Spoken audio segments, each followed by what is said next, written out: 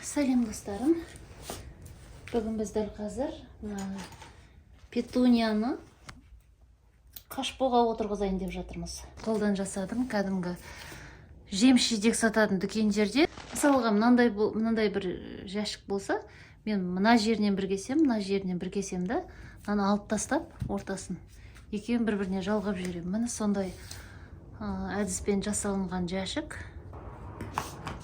Дәл қазір біз осы жәшікке мына петуния гүлдерін отырғызайық. Маған қандай түс келеді деп ойлайсыздар? Бұл жерге мен қанемна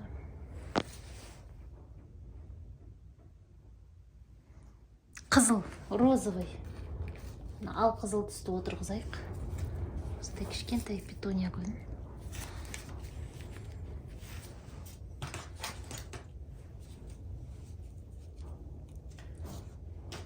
Достар, өткенде бір видеода көрсетіп едім сіздерге. Мынандай. Алиэкспресстен ба, Джумнан ба біреусінен алдым. Алиэкспресстен келді бұл. Сондай ыңғайлы. Мен бұмен помидор, қызанақ көшеттерін отырғызғанмын. Бүгін гүлді отырғызайын деп жатырмын. Негізі бұл сол гүлге арналған екен, гүл күтіміне. Қараңыздар, бұлай тармалап арасын қопсытқанға өте ыңғайлы екен кішкентай. Ендеше кірсейік.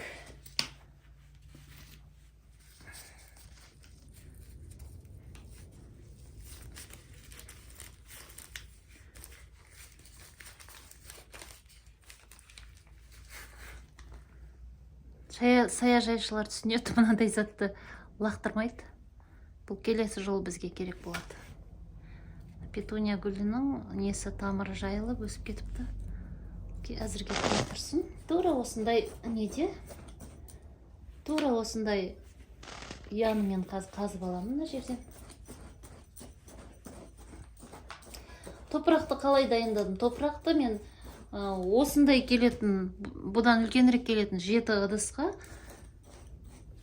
осы шамалас топырақ алдым да, соған бір жаңағындай 1 килограммдай ма қи араластыр жерін. Көз мөлшермен барлығы достар.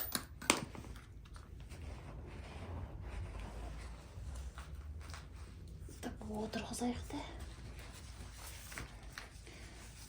Былтыр мен осындай петунияны отырғызғам. Мына содан қалған жәшік уже неғып қапты.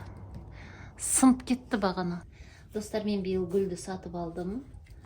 Себебі менің өсірген петунияларым шықпай қалды. Өйткені тұқымы не болды ма? Былтыр өзім қолдан тұқымын отырғызып, өзім қолдан өсірген едім. Биылғы тұқым шықпай қалды. Енді мынаның үстіне аздап су құяйын.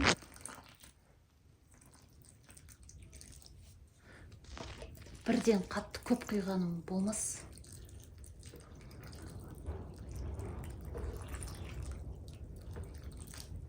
Әзірге осы сіңсін.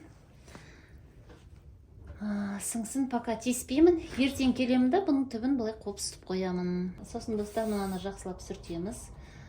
Содан кейін өсу барысында мен мынандай гүлдерді қиып отырамын. Содан кейін бұл өскен сайын басынан қиып отырамын да. Басынан қиып отырсам, бұл жанынан шығара бастайды сабақтарды. Сонымен мынаның бәрі толады. Аманшылық болса, ол жайлы сол видеоларды түсіреміз.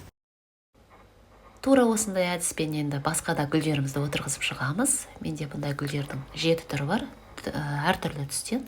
Петуния жалпы аса бір ерекше жағдай талғамайтын қолайлы гүлдердің бірі. Енді осы отырғызу әдісі сіздерге ұнаса, лайк басып, пікірлеріңізді жазып отырыңыздар.